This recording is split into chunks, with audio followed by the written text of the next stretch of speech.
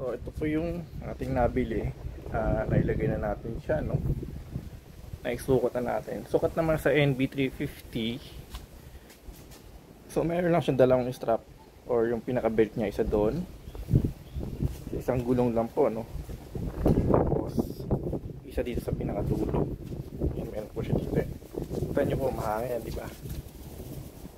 So sakto siya, hindi naman sabihin saktong sakto, may allowance naman talaga siya.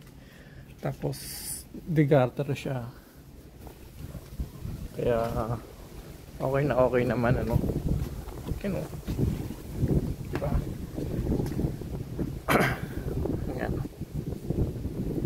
So light color ang kinuha natin, ano, kita mo, meron siyang available na black, pero light color ang kinuha natin. Ayan, oh.